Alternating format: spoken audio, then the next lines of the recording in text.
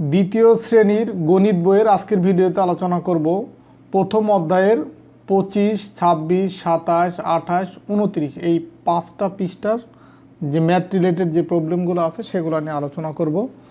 তো প্রথমে আমরা আসি যে জোড় বিজোড় সংখ্যা ও সংখ্যা প্যাটার্ন। তো এই আজকে যে বিষয়গুলো আলোচনা করব আমরা জোড় বিজোড় সংখ্যা সম্পর্কে জানবো এবং সংখ্যা প্যাটার্ন সম্পর্কে আমরা বিস্তারিত জানবো। তো এটা হচ্ছে 25 পৃষ্ঠা। তো এখানে দুটি করে গোল দাগ দিই। তো এখানে দেখো এই কিছু ডাবের ছবি আছে, এখানে দুটি করে নিয়ে আমি গোল দাগ দিব।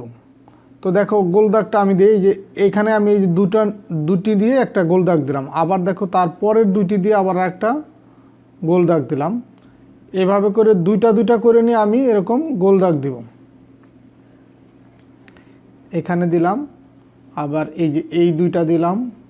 এরপরে দেখো এইখানে নিচের লাইন একটা আছে, উপরের লাইন আছে, তো এই দুইটাও আমরা এরকম গোল দাগ দিলাম। এই যে তো এখন এখানে দেখো এই দুইটা মিলে হয় একটা জোড়া। তো এরকম এখানে কয়টা জোড়া পেলাম?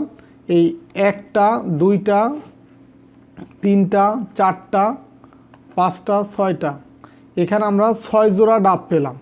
তো এখন দুইটি করে নিয়ে তৈরি দলকে কি বলে? দুইটি করে এই যে নিয়ে আমি যে গোল করলাম বা দাগ দিলাম সেটাকে, এই দলকে কি বলা হয়? আমার মনে হয় এই যে এখানে রাফি আর তুলি কথোপকথন করতেছে, এই রাফি বলছে এটা, আর তুলি বলতেছে আমার মনে হয় দুইয়ের দল বলা যায়। এই যে দুটি করে নাম, এটাকে মনে হয় দুইয়ের দল বলা যায়, সেটা তুলি বলতেছে। তো নিচের ছবি থেকে দুটি করে নিয়ে গোল দাগ দিই। তো এখানে আরও কিছু ডাবের ছবি আছে, এখানেও দুটি করে নিয়ে আমরা এরকম গোল দাগ দেবো। তো এটা আমরা এইভাবেও কিন্তু দিতে পারি, আবার এই আগে যেভাবে দিলাম সেভাবেও দিতে পারি, যে এইভাবে এই যে দুইটা, এখানে দুইটা, দুই জোড়া চলে গেল, এই যে দুইটা, মানে দুইটা মিলে হয় একটা জোড়া, এই যে দুইয়ের দল বা জোড়া। তো দেখো এই যে লাস্টে এইখানে দেখো 6 জোড়া পেলাম, এই লাস্টে একটা রয়ে গেল। এর সাথে কিন্তু আর একটা ডাব হলে আমরা জোড়া করতে পারতাম, কিন্তু সেটা কিন্তু নাই। তার মানে এখানে আছে 6 জোড়া। এই দেখো 1 জোড়া, 2 জোড়া, 3 জোড়া, 4 জোড়া, 5 জোড়া, 6 জোড়া। 6 জোড়া একটি ডাব আছে নিচে এখানে আর কি। আর উপরে ছিল কয় জোড়া? উপরে ছিল ডিরেক্ট 6 জোড়া। তো এই হচ্ছে 25 পৃষ্ঠার আলোচনা। এখন আমরা 26 পৃষ্ঠায় জোড় বিজোড় সম্পর্কে আরেকটু ধারণা নিব। জোড় বিজোড় সম্পর্কে যেমন ধরো এখানে কানের দুলের ছবি আছে, কয়টা? 2টি কানের দুলের ছবি আছে। তো এখন দুইটি মিলে হয় কি একটা জোড়া, যেটা আমরা আগের পৃষ্ঠা থেকে দেখলাম। এর দুইটি বা এখানে আমরা বলতে পারি যে 1 জোড়া কানের দুল।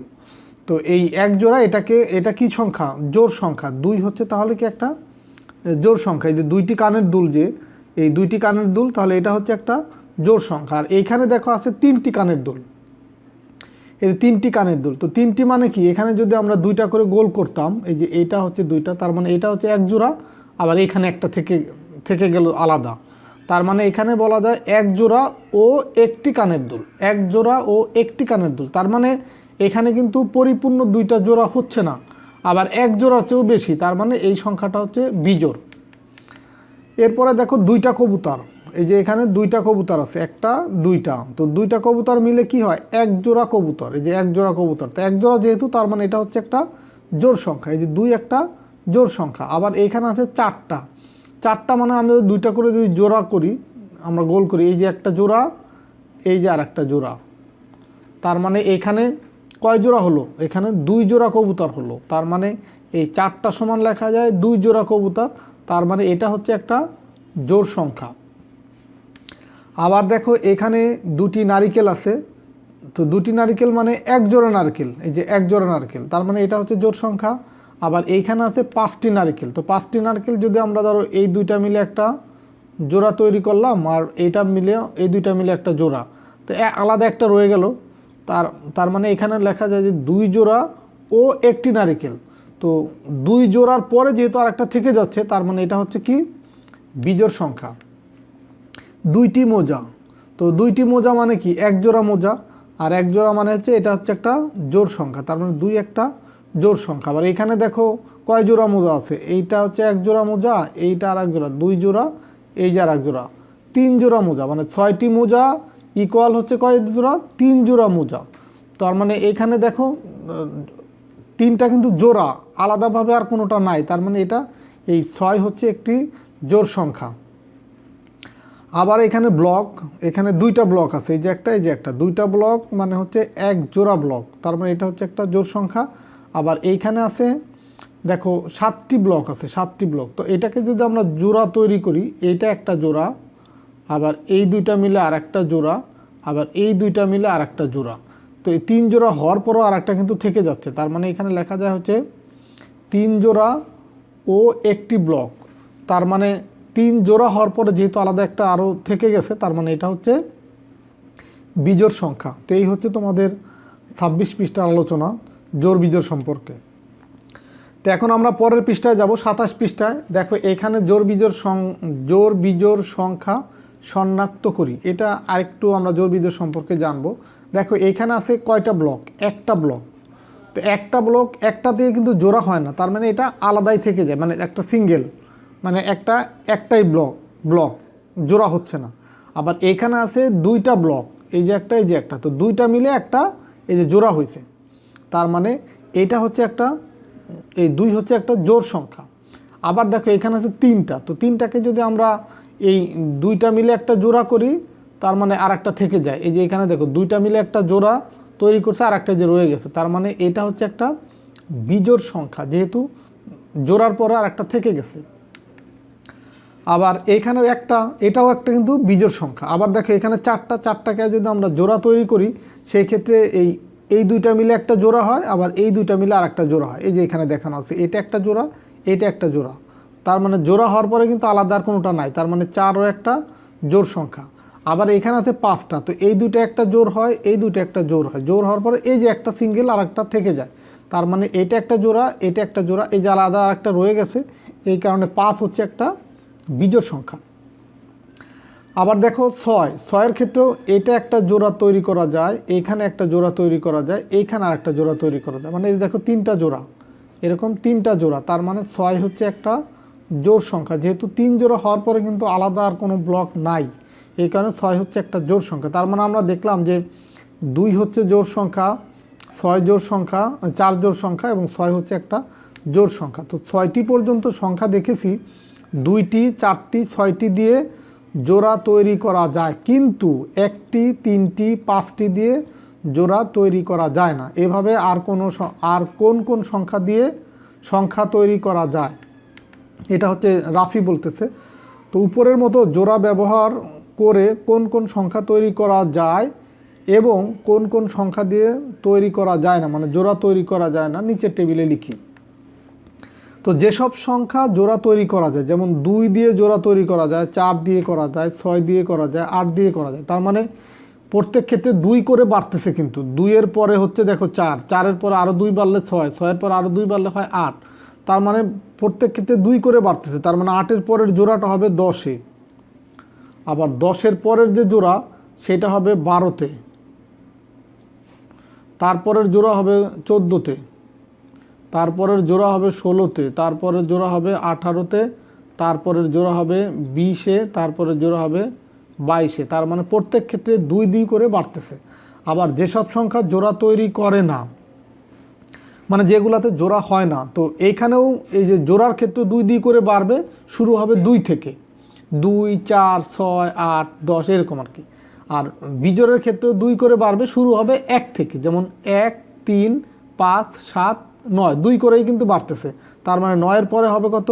11, আবার 11-এর পরে হবে কত? 13, 13-এর পরে হবে কত? 15, 15-এর পরে হবে 17, 17-এর পরে হবে 19, 19-এর পরে হবে 21। তো এখানেও 2 করে বাড়ছে, কিন্তু এখানে শুরুটা ছিল 1, আর এখানে জোরের ক্ষেত্রে শুরু ছিল 2।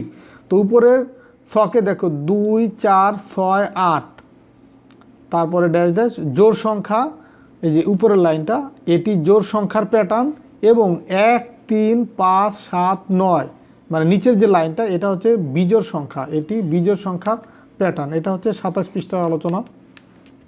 এরপর আমরা 28 পৃষ্ঠায় যাব। দেখো 28 পৃষ্ঠায় কি আছে, যে 1 থেকে 50 পর্যন্ত জোড় ও বিজোড় সংখ্যা শনাক্ত করি। 1 থেকে 50 পর্যন্ত, এখানে দেখো 1 থেকে যে 1 2 3 4 5 6 এইভাবে 1 থেকে এই যে 50 পর্যন্ত লেখা আছে, 1 থেকে 50 পর্যন্ত। তো এখানে জোড় সংখ্যাগুলা গোল করা আছে, জোড় সংখ্যা দেখো 2 জোড় সংখ্যা, 4 জোড় সংখ্যা, যেটা আমরা একটু আগে দেখলাম, 6 জোড় সংখ্যা, 8 জোড় সংখ্যা, 10 জোড় সংখ্যা, 12 14 16 18 20 এগুলো জোড় সংখ্যা। এরপরে দেখো 22, তারপরে 24 26 28 30, প্রত্যেক ক্ষেত্রে 2 করে কিন্তু বাড়তেছে। এরপরে 32 34 36 38 40, তারপর আছে কত 42 44 46 48 50, এগুলো সব হচ্ছে জোড় সংখ্যা যেগুলো গোল করা বা টিক দিলাম। তো এছাড়া যে সংখ্যাগুলো আছে যেমন 1, এই যে 1 3 5 7 9 বা আরও যে সংখ্যাগুলো আছে গোলের বাইরে, এগুলো সব হচ্ছে বিজোড় সংখ্যা।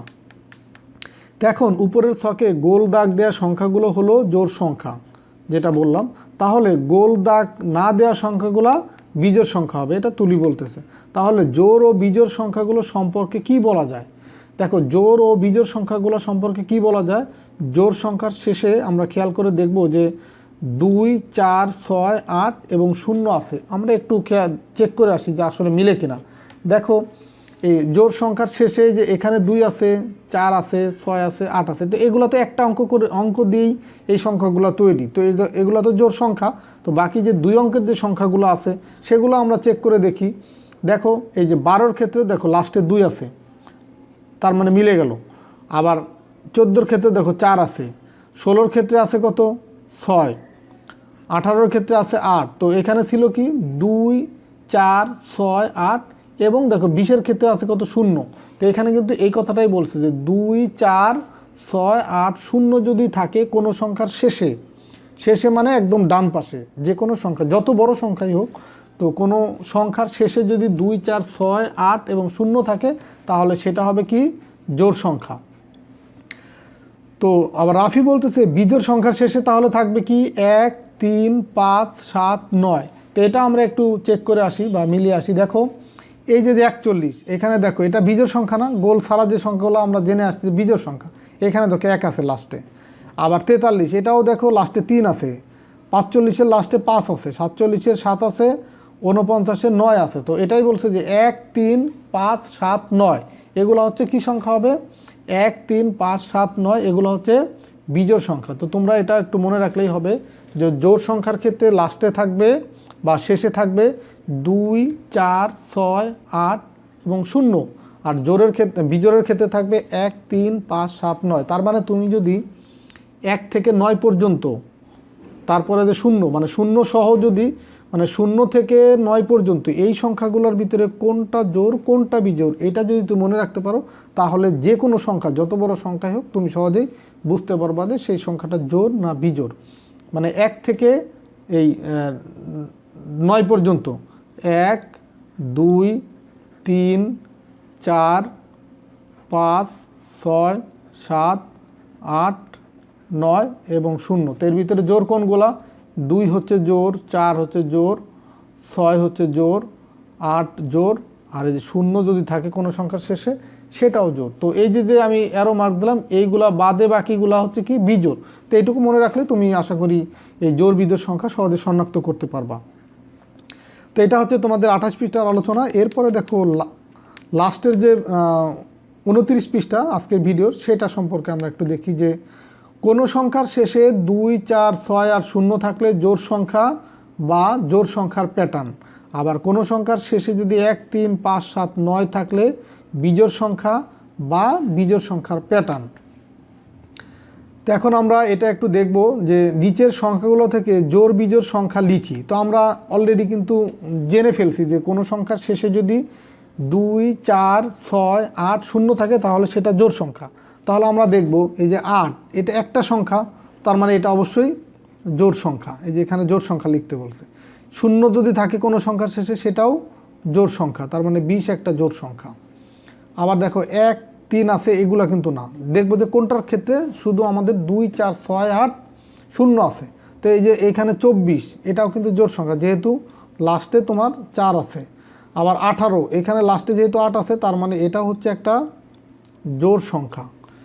এরপরে দেখো বাদ বাকি যে এখানে 6 আছে লাস্টে, তো এটাও জোড় সংখ্যা, কেন লাস্টে যেহেতু 6 আছে।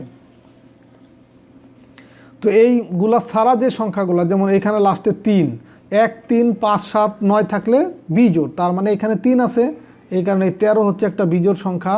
মানে বিজোড় সংখ্যাগুলো আমরা নিচের লাইনে লিখতেছি। এখানে 1 আছে, এটাও হচ্ছে তাহলে কি বিজোড় সংখ্যা। এই 9 এটাও হচ্ছে বিজোড় সংখ্যা, যেহেতু আমরা জানি 1, 3, 5, 7, 9 থাকলে বিজোড়। 7ও বিজোড় সংখ্যা। তারপরে তোমার আছে কত 21, 21ও হচ্ছে বিজোড় সংখ্যা।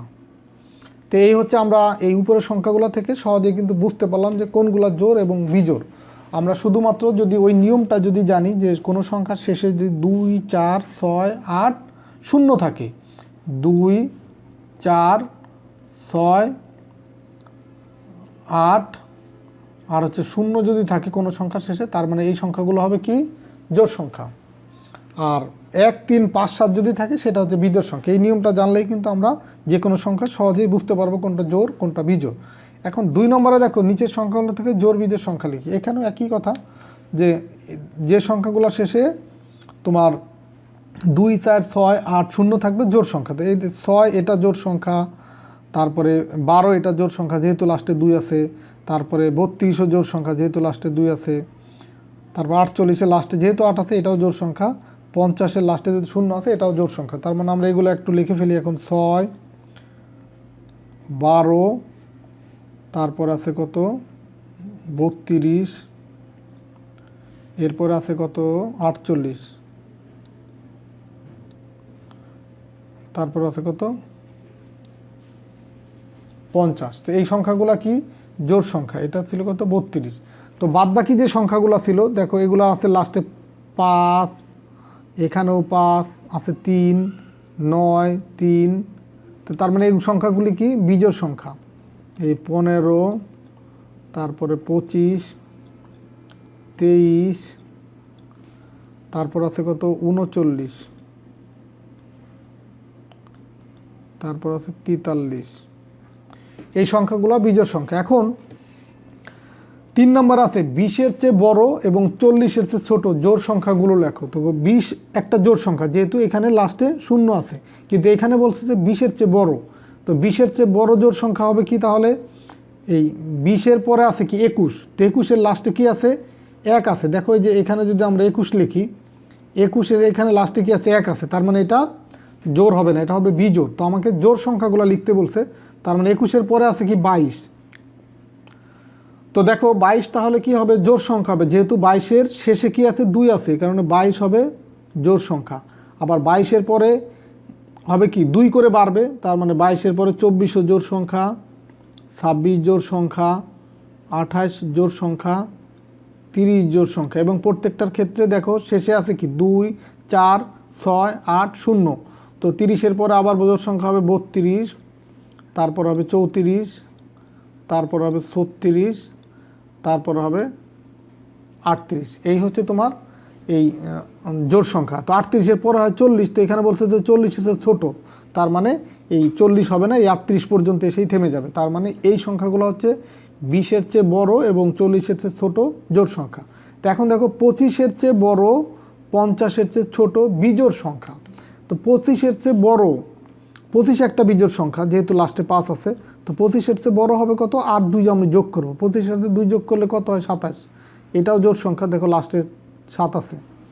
তারপর 27-এর পরে আরও 2 যোগ করলে 29, 29-এর পরে হবে 31, তারপরে দেখো 33, মানে 2 করে বাড়তেছে 35, তারপরে হচ্ছে 37, 2 করে বাড়তেছে। এবং খেয়াল করো প্রত্যেক ক্ষেত্রেই কিন্তু আমার 1, 3, 5, 7, 9 আছে শেষে। দেখো এই যে 7, 9, 1, 3, 5, 7, প্রত্যেক ক্ষেত্রেই কিন্তু 1, 3, 5, 7, 9 থাকলে যে বিজোড় সেই বৈশিষ্ট্যটা মিল আছে।